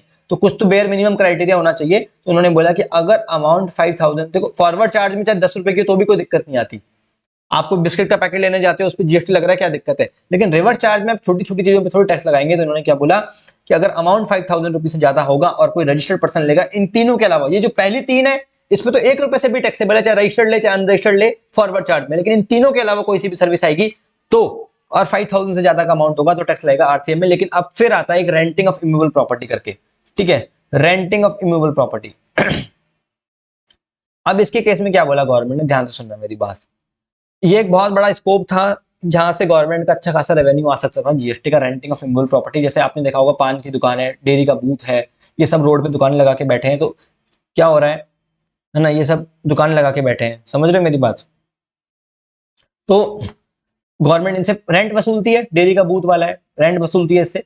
तो उन्होंने क्या बोला, रेंटिंग ऑफ इमूवेबल प्रॉपर्टी अगर रजिस्टर्ड पर्सन को देंगे हम, तब तो आरसीएम लगेगा ही लगेगा। हमने देखा था ना कि भाई अब गवर्नमेंट ने मन बना लिया था कि रेंटिंग ऑफ इमूवेबल प्रॉपर्टी पे भी टैक्स लगाना है। ऑफ कोर्स की बात है, कमर्शियल पर्पस की बात चल रही है, ठीक है। तो गवर्नमेंट ने मन बना लिया था कि रेंटिंग ऑफ इमूवेबल प्रॉपर्टी पे अब टैक्स लगाना है। तो अभी तक तो हमने पढ़ लिया था कि गवर्नमेंट ने सिर्फ उन 3 सर्विसेज पे टैक्स लगाया, department of post, aircraft vessel और पैसेंजर ट्रांसपोर्ट, जो कि फॉरवर्ड चार्ज में लगाया, चाहे रजिस्टर्ड ले, चाहे अनरजिस्टर्ड ले, चाहे 1 रुपए से ले, तो भी टैक्स लगेगा फॉरवर्ड चार्ज में अंदर। उन तीनों के अलावा गवर्नमेंट अगर कोई सी भी सर्विस किसी को भी देगी, अगर अनरजिस्टर्ड पर्सन को देगी तो एग्जेम्प्ट है, और रजिस्टर्ड पर्सन को देगी और अमाउंट 5000 से ज्यादा है तो आरसीएम में टैक्स लगेगा। इतना हमने क्लास में बहुत डिटेल में डिस्कशन कर लिया था। अब आता है रेंटिंग ऑफ इमूवेबल प्रॉपर्टी की सर्विस। गवर्नमेंट ने मन बना लिया था कि अब इस पर टैक्स लगाना है। अगर रजिस्टर्ड पर्सन लेगा रेंटिंग ऑफ इमूवेबल प्रॉपर्टी की सर्विस तो आरसीएम में टैक्स लग रहा था, जो कि पहले भी लग ही रहा था, क्या दिक्कत थी, ठीक है। और अमाउंट 5000 से ज्यादा होगा तब। अब अगर registered person unregistered person renting of immovable property की सर्विस ले रहा है, तो वो तो यही बोलेगा कि आपने कहा था कि 3 सर्विसेज ही एग्जेम्प्ट है, 3 सर्विसेज ही टैक्सेबल है, वो पोस्ट और एयरक्राफ्ट और वेसल और पैसेंजर ट्रांसपोर्ट सर्विस, है ना, पैसेंजर या गुड ट्रांसपोर्ट सर्विस। तो आपने कहा था 3 ही सर्विसेज टैक्सेबल है, बाकी तो एग्जेम्प्ट है। गवर्नमेंट ने कहा नहीं, ये भी टैक्स लगाएंगे अब इस पे हम, रेंटिंग ऑफ इमूवेबल प्रॉपर्टी। तो हमने बोला देखो हम आरसीएम में तो टैक्स दे नहीं सकते, हम तो अनरजिस्टर्ड है। तो गवर्नमेंट ने बोला कोई बात नहीं, आप फॉरवर्ड चार्ज में टैक्स दो। हमने बोला इनको तो 5000 रुपए का बेनिफिट दे रहे हो, लेकिन इनको, इन लोगों को, रजिस्टर्ड लोगों को तो हमको भी दो। तो गवर्नमेंट ने कहा ठीक है। तो इंटरप्रिटेशन ये निकलता है, ऑल इस पे भी क्लियर सर्कुलर नहीं आया, कभी आ जाएगा। इंटरप्रिटेशन ये निकलता है कि इसको भी 5000 रुपए का बेनिफिट मिलेगा, ठीक है, सॉर्टेड है। आगे बढ़ते हैं। अच्छा, गवर्नमेंट अगर कोई सी भी सर्विस दे रही है उसके बारे में तो हमने पढ़ लिया। गवर्नमेंट कोई सी भी सर्विसेज ले रही है, अगर गवर्नमेंट कोई सी भी सर्विसेज ले रही है ना, तो एग्जाम्पशन होगा, कोई दिक्कत की बात नहीं है, एग्जाम्प्ट होगा, कोई दिक्कत की बात नहीं है। लेकिन अगर गवर्नमेंट गुड्स प्लस सर्विस दोनों ले रही है, जैसे गवर्नमेंट ने किसी कॉन्ट्रैक्टर को बोला कि भैया सारी की सारी लाइटें रिपेयर कर दे, तो गवर्नमेंट सर्विस ले रही है, प्लस ट्यूबलाइट भी तू ही लगाएगा जहां जहां खराब होगी। तो गुड्स भी ले रही है, सर्विस भी ले रही है। ट्यूबलाइट तो गुड्स हो गया, कंपोजिट सप्लाई हो गई, गुड्स प्लस सर्विस। उस केस में क्या होगा, गवर्नमेंट अगर खाली सर्विसेज लेगी तो एग्जाम्प्ट है, लेकिन गुड्स प्लस सर्विस लेगी तो क्या होगा, कंपोजिट सप्लाई है। तो हम देखेंगे अगर गुड्स का कंपोनेंट 25% तक है, गुड्स का कंपोनेंट अगर 25% तक है तो पूरा का पूरा अमाउंट एग्जाम्प्ट हो जाएगा, कोई दिक्कत की बात नहीं है। लेकिन अगर गुड्स का कंपोनेंट 25% से बढ़ा तो फिर टैक्स लग जाएगा। रिकॉल हो रहा है सारी की सारी बातें आपको, सॉर्टेड है, डन। गवर्नमेंट कोई सी भी सर्विस दे रही है, जैसे मान लो कोई फार्मर है, उसको कोई लाइसेंस वगैरह प्रोवाइड कर रही है कि आप नेचुरल रिसोर्सेज वगैरह निकाल लो, लीज पे दे रही है, कोई लॉन्ग टर्म लीज पे कोई जमीन वगैरह दे रही है, उसके बदले में जो भी पैसा ले रही है गवर्नमेंट लीज वगैरह के बदले में, वो भी सब एग्जाम्प्ट है, ठीक है। गवर्नमेंट क्या कर रही है, मर्चेंट ओवर टाइम चार्जेस का पैसा ले रही है। इसका मतलब क्या होता है कि जैसे सपोज करो वैसल आया हमारा संडे के दिन, अब हमने किसी पर्टिकुलर ऑफिसर को बुलाया, ऑफिसर आया, हमने किसी ऑफिसर को बुलाया कि भैया आओ संडे है आज, फिर भी आओ काम करो। तो गवर्नमेंट उस वैसल, जो जिसका जिसका भी सामान इंपोर्ट हो रहा होगा ना, उसको गवर्नमेंट पता है क्या बोलेगी कि यार देखो आप छुट्टी के दिन हमें परेशान कर रहे हो और हम आपसे एक्स्ट्रा पैसा लेंगे क्योंकि हमारा ऑफिसर आ रहा है आपके काम के लिए सिर्फ। तो उसको बोलते हैं मर्चेंट ओवर टाइम चार्जेस। तो वो जो ओवर टाइम चार्जेस ले रही है ना गवर्नमेंट उस शिप वाले से, उस पर कोई टैक्स नहीं लगेगा, उस पर कोई जीएसटी नहीं लगेगा, ठीक है। सॉर्टेड है या नहीं है। अगर आप आरटीआई से कॉपी मंगवाते हो, services providing information under RTI, तो भी कोई टैक्स नहीं लगता है। मेरे ख्याल से आपको इतनी चीजें ध्यान में आ रही होंगी, कोई दिक्कत की बात नहीं है, ठीक है, ठीक है, कोई दिक्कत की बात नहीं है। यार ये ईआरसीसी वाला पॉइंट बताऊं नहीं बताऊं, बता दूंगा। मैंने आपको बोल दिया गवर्नमेंट अगर कोई भी प्रीमियम वगैरह कुछ भी कलेक्ट कर रही है फॉर लीज के लिए, लॉन्ग टर्म लीज के लिए कोई भी पैसा कलेक्ट कर रही है गवर्नमेंट, ठीक है, फ्लैट्स वगैरह बेच के कंस्ट्रक्शन ये सब हो रहा है तो सब एग्जाम्प्ट है, मान के चलो, इतना ज्यादा डिटेल में जाने की जरूरत नहीं है इसके अंदर, ठीक है, इतना ज्यादा डिटेल में जाने की जरूरत नहीं है। अच्छा, एक एग्जाम्पशन पहले थी कि गवर्नमेंट क्या सर्विस देती है, वो लाइसेंस देती है ना। आपने कहीं बड़े बड़े रेस्टोरेंट में देखा होगा कि फसाई का लाइसेंस है हमारे पास, food food safety and standard authority of India का लाइसेंस है हमारे पास कि हाँ हम ये चीज कर सकते हैं। तो तो उसके लाइसेंस की गवर्नमेंट पैसे लिया करती थी। तो अब जो उस पैसे पे पहले एग्जाम्पशन थी, अब टैक्सेबल कर दिया गवर्नमेंट ने। मेरे ख्याल से आपको इतना समझ में आ गया होगा। ये मैंने आपको एक चार्ट भी बनवा रखा है, ठीक है। इस चार्ट के अंदर भी थोड़े से एडजस्टमेंट चेंजेस करने थे, मैंने आपको बता दिया था। Services by way of department of post, फिर उसके आगे लिखना था एक्सेप्ट, इस लाइन को काटना था, डेट इज से लेके यहाँ तक काटना था, services by way of department of post except वो 4 सर्विसेज जो थी ना जो एग्जाम थी उनके नाम लिखने थे। ये लाइन को काट के वो चार पोस्ट कार्ड, इनलैंड लेटर, उन चारों को लिखना था। डेट इज से लेके एल तक काट के उन चारों को लिखना था बस, और बाकी सब एज इट इज सेम है, ठीक है। यहाँ तक आपको क्लियर है मेरे ख्याल से? गवर्नमेंट सर्विसेज आपको इतना समझ में आया होगा, ऐसा कोई दिक्कत नहीं हुई होगी यहाँ तक। स्पोर्ट्स सर्विसेज पे आते हैं। स्पोर्ट्स सर्विसेज में क्या होता है, ध्यान से सुनना मेरी बात। Services by way of sponsoring of sporting event organise by recognised sports body. सुनना मेरी बात, अगर आप किसी रिकॉग्नाइज्ड स्पोर्ट्स बॉडी का इवेंट स्पॉन्सर कर रहे हो, जैसे मान के चलो बायजू है, इंडियन क्रिकेट टीम स्पॉन्सर कर रहा है भैया, एग्जाम्पल है। अन अकेडमी आईपीएल स्पॉन्सर कर रहा है तो वो टैक्सेबल है, क्योंकि आईपीएल कोई रिकॉग्नाइज्ड स्पोर्ट्स इवेंट नहीं है, लेकिन कोई नेशनल लेवल पे मैच हो रहा है, इंटरनेशनल लेवल पे मैच हो रहा है, रणजी मैच हो रहे हैं, इंडिया ऑस्ट्रेलिया के मैच चल रहे हैं, एग्जाम्पल है, ठीक है। Services provided to a recognised body by way of, कौन कौन सी सर्विसेज एग्जाम्पल है? Services provided to a recognised sports body by, अगर कोई प्लेयर है, रेफरी है, एम्पायर है, जो ग्राउंड में होते हैं ना, जो असली में मेहनत करते हैं, पसीना बहाते हैं, referee, player, umpire, coach, team manager, ये एग्जाम्प्ट है। जो एसी में बैठे बैठे बोलते हैं ना, और ये बॉल हवा में देखना होगा, कैच होगा या नहीं होगा, ओहो ये फॉर्म में नहीं है प्लेयर, बिल्कुल भी फॉर्म में नहीं है। सूर्य कुमार यादव हर बार पहली बॉल पे आउट, लगता है फॉर्म में नहीं है। तुम बताओगे फॉर्म, 4 बॉल खेली नहीं उस इंसान ने, तुम उसको फॉर्म बता रहे हो, ठीक है। इधर देखो मेरी बात, क्लियर है ये चीज? अगर कोई भी women's FIFA under 17 women's World Cup 2020, ये सब एग्जाम्प्ट है, वुमेन जहाँ जाए एग्जाम्प्ट कर दिया करो, ठीक है। मतलब गवर्नमेंट प्रमोट करना चाहती है ना ये सब चीजें, तो एग्जाम्प्ट हो जाएगा ये सब। तो कई चीजें तो आपको देखते समझ में आ जाएगी, जैसे हिंदी की कोई योजना है, प्रधानमंत्री जनधन योजना, प्रधानमंत्री आवास योजना, सब एग्जाम्प्ट है ये, ठीक है। ठीक है, आर्टिस्ट इवेंट एडमिशन सर्विसेज, अब सूर्य कुमार यादव भी आपको महाकाल के मंदिर में मिलेंगे। Event, artist event admission services, ध्यान से समझना। वुमेन्स आईपीएल टैक्सेबल है भाई, आईपीएल आईपीएल से प्रॉब्लम है गवर्नमेंट को। आर्टिस्ट इवेंट एडमिशन सर्विसेज, इन्होंने क्या बोला, कोई भी आर्टिस्ट हो जो म्यूजिक, देखो कौन सा आर्टिस्ट होना चाहिए, फोक और क्लासिकल आर्टिस्ट होना चाहिए। Services by an artist by way of folk, by way of performance in folk और क्लासिकल आर्ट फॉर्म।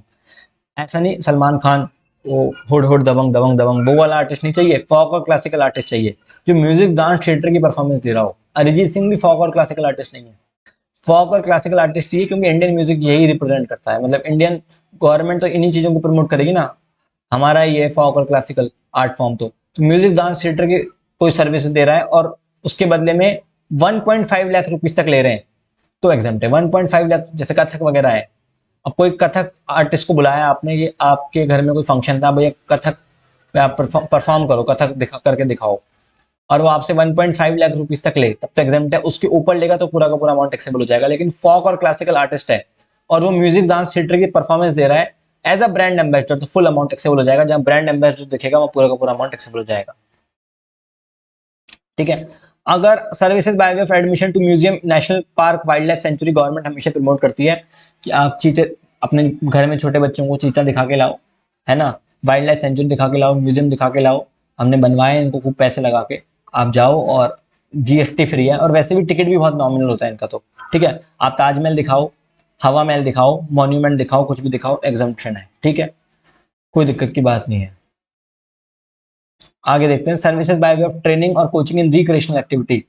अगर कोई इंडिविजुअल है, जैसे मान लो AKG dance classes, AKG music classes, जहाँ के सारे बच्चे फेल ही होंगे, डांस और म्यूजिक में तो फेल ही होंगे ना मेरे बच्चे, मेरे नहीं, मतलब जो मैं पढ़ा रहा हूँ। अगर मैं डांस और म्यूजिक पढ़ाऊँ, अब सुनना, कोई भी इंडिविजुअल अगर आर्ट और कल्चर से रिलेटेड क्लासेस दे रहा है तो एग्जाम्प्ट है, इंडिविजुअल दे रहा है तो, और कोई देगा तो टैक्सेबल हो जाएगा, इंडिविजुअल दे रहा है तो। और यार बढ़िया है, जो भी फीस आएगी उस पर जीएसटी भी नहीं लगेगा। तो मैं आप लोगों की क्लासेस अब ऐसे दिखा दूंगा कि मैं आप लोगों को डांस की क्लासेस देता हूँ, थोड़ा सा नाच भी दिया करूंगा, जीएसटी बच जाएगा। स्पोर्ट्स बाय, अगर कोई चैरिटेबल एंटिटी है जो 12AA12AB में रजिस्टर्ड है और वो स्पोर्ट्स से रिलेटेड सर्विस दे रही है, स्पोर्ट्स को सिखाने की, तो उसके लिए एग्जाम्प्ट है। तो सुनना मेरी बात, चैरिटेबल एंटिटी है और वो स्पोर्ट्स वाली सर्विस दे रही है, 12AA12AB वाली, ठीक है, तो क्या हो जाएगी, वो चैरिटेबल ट्रस्टी होनी चाहिए, लेकिन वो भी स्पोर्ट्स की सर्विस देगी, तो एग्जाम्प्ट है। और अगर कोई इंडिविजुअल है जो आर्ट और कल्चर क्लास दे रहा है तो एग्जाम्पशन, ठीक है। डेमो दे दो, भरोसा नहीं है ना तुमको मेरे पे, डेमो दे दो। चलो आ जाओ, एंट्री नंबर 81 में आते हैं, राइट टू एडमिशन टू। अगर आप किसी प्लानिटेरियम में गए, तारामंडल हिंदी में जिसको बोलते हैं, कलकत्ता में है एक बिरला बिरला प्लानिटेरियम शायद, है ना। अगर आप किसी रिकॉग्नाइज स्पोर्ट्स इवेंट में गए, सर्कस डांस थिएटर में गए, अवार्ड फंक्शन में गए, म्यूजिकल परफॉर्मेंस देखने गए और अमाउंट अरिजीत सिंह का म्यूजिकल परफॉर्मेंस चल रहा है, यहाँ पे ऐसा नहीं लिखा हुआ कि फोक और क्लासिकली म्यूजिकल परफॉर्मेंस हो, कोई सी भी हो, अवार्ड फंक्शन में गए, कोई प्लानिटेरियम देखने गए, ठीक है। अगर आप कोई रिकॉग्नाइज स्पोर्ट्स इवेंट देखने गए, इंडिया पाकिस्तान के मैच चल रहे थे, आप टिकट लेने गए, टिकट पे जीएसटी लगेगा, अगर अमाउंट 500 रुपए से ज्यादा है तो यहाँ पे 500 रुपीज तक एग्जाम्पशन मिल जाएगी, ठीक है।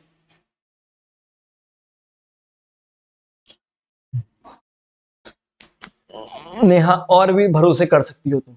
आगे सुनो, services by association, services by way of association. अब इसके अंदर क्या था, सुनना मेरी बात। एक आता है रेजिडेंशियल वेलफेयर एसोसिएशन। अब जैसे अगर आप घर में रहते हो तो घर में जैसे तारक मेहता देखा होगा आपने, तो जेठालाल से मेंटेनेंस के पैसे ही मांगता रहता है हमारा भिड़े हमेशा। तो अगर रेजिडेंशियल वेलफेयर एसोसिएशन मतलब हाउसिंग सोसाइटी होती है ना, जहाँ पे आपसे मेंटेनेंस के चार्जेस लिए जाते हैं, तो ऐसा बोला गया है कि रेजिडेंशियल वेलफेयर एसोसिएशन कि अगर आपकी सोसाइटी जीएसटी में अनरजिस्टर्ड है, मतलब वहां उसका टर्नओवर 20 लाख रुपए ज्यादा नहीं हुआ है, अनरजिस्टर्ड है, तब तो कितना ही मेंटेनेंस फीस हो एग्जम्प्ट है। अनरजिस्टर्ड की तो बात ही खत्म, और रजिस्टर्ड है तो अगर पर फ्लैट 7,500 से ज्यादा मिले पर मंथ पर फ्लैट अगर 7,500 से ज्यादा मिले, जैसे लेट्स सपोज 8,000 मिले, तो पूरा का पूरा अमाउंट टैक्सेबल हो जाएगा। फिर दो फ्लैट है, मान लो एक फ्लैट से 7,000 ले रहे हो, एक फ्लैट से 8,000, तो 8,000 वाले को पूरा का पूरा टैक्स देना पड़ेगा, फिर 7,000 वाला एग्जम्प्ट है। मतलब अगर आप अनरजिस्टर्ड हो तो बात ही खत्म, रजिस्टर्ड हो तो 7,500 तक तो एग्जम्प्ट है, 7,500 रुपए से ऊपर होगा तो पूरा का पूरा अमाउंट क्या हो जाएगा, टैक्सेबल हो जाएगा। ये क्या बोलते हैं, अनइनकॉर्पोरेटेड बॉडी और नॉन प्रॉफिट एंटिटी। अगर आप किसी भी पर्पस के लिए, कोई मान लो साइंटिस्ट लोग हैं, इंजीनियर लोग हैं, सीए लोग हैं, कोई स्पोर्ट्स के लोग हैं, कोई भी फार्मर्स हैं, कुछ भी हैं, तो किसी वो होते हैं ना, चर्चा करते हैं, आओ बैठते हैं, तो वो ऐसी कोई अनइनकॉर्पोरेटेड एसोसिएशन बना रहे हैं, मतलब ठीक है, अनऑफिशियल काइंड ऑफ चीज, अनइनकॉर्पोरेटेड एसोसिएशन बना रहे हैं, कोई रजिस्टर्ड नहीं है कहीं पे भी, और वो उसके मेंबरशिप चार्जेस कलेक्ट कर रहे हैं, तो 1,000 पर ईयर पर मेंबर तक एग्जम्प्ट है, ठीक है, ठीक है। अब कुछ ज्यादा काम का नहीं है, आप इनको पढ़ोगे समझ में आ जाएगा। ऐसा मैं सारी आपको काम काम की एग्जाम्पशन नहीं बताई है, सारी की सारी जितने भी हैं, बाकी तो आप कर लोगे इजीली, बड़ी बड़ी एग्जाम्पशन तो सारी बता दी। Services by various government scheme, इसके अंदर ये इंपॉर्टेंट है, गवर्नमेंट की कोई सी भी स्कीम हो तो एग्जाम्प्ट है, लेकिन कुछ चीजें इंपॉर्टेंट है वो सुनना मेरी बात। Services provided to the central government, state government, union territory administration under any training programme. For example आप गवर्नमेंट को कोई सर्विस दे रहे हो, कौन सी सर्विस, ट्रेनिंग की सर्विसेज, ठीक है। और देखो सुनना, गवर्नमेंट क्या कर रही है, मान के चलो आम जनता को ट्रेनिंग की सर्विस प्रोवाइड कर रही है, ठीक है, और आपसे सर्विस ले रही है, आप गवर्नमेंट को सर्विस दे रहे हो और ट्रेनिंग की सर्विस प्रोवाइड चल रही है। Services provide to the central government, state government under any training programme, कोई ट्रेनिंग प्रोग्राम चल रहा है, उसके अंदर आप गवर्नमेंट को सर्विस दे रहे हो, और उस ट्रेनिंग प्रोग्राम का 75% या उससे ज्यादा खर्चा गवर्नमेंट भुगत रही है, तो पूरा का पूरा एग्जाम्प्ट है। सुनना मेरी बात, आप गवर्नमेंट को कोई ट्रेनिंग प्रोग्राम से रिलेटेड सर्विस दे रहे हो और उसका 75% या उससे ज्यादा का एक्सपेंसेस गवर्नमेंट बेयर कर रही है, तो एग्जाम्प्ट है। क्वेश्चन में जनरली 51%, 65% ऐसे खूब क्वेश्चन है, तो टैक्सेबल हो जाएगा, ध्यान रखना, ठीक है, क्लियर है। सर्विसेज प्रोवाइडेड, अब ये भी इंपॉर्टेंट था, services provided bye way of pure labour contract of construction erection. अब ये, हाँ ये वाला point, services by way of pure labour contract of construction.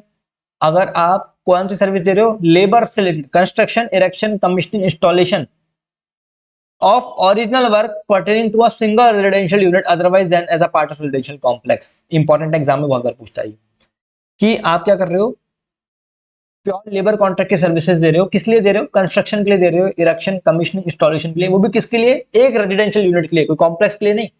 अगर पूरे कॉम्प्लेक्स के लिए आप सर्विस दे रहे हो तो टैक्सेबल हो जाएगी, रेजिडेंशियल यूनिट के लिए दे रहे हो तो एग्जाम्प्ट हो जाएगी। अब इसमें एग्जाम में क्या क्वेश्चन पूछा गया था, एग्जाम में क्या क्वेश्चन आया था, you are providing services as of pure labour contract of repair to a single residential unit otherwise than as a part of residential complex. तो रिपेयर, अब हर बच्चा सोचेगा कि सिंगल रेजिडेंशियल यूनिट है, कॉम्प्लेक्स भी नहीं है, तो एग्जाम्प्ट कर देता हूं, रिपेयर टैक्सेबल है क्योंकि रिपेयर यहाँ कहीं है ही नहीं। कंस्ट्रक्शन है, इरेक्शन है, कमीशनिंग है, इंस्टॉलेशन है, रिपेयर नहीं है ना, रिपेयर टैक्सेबल हो जाएगा, ध्यान रखना, ठीक है।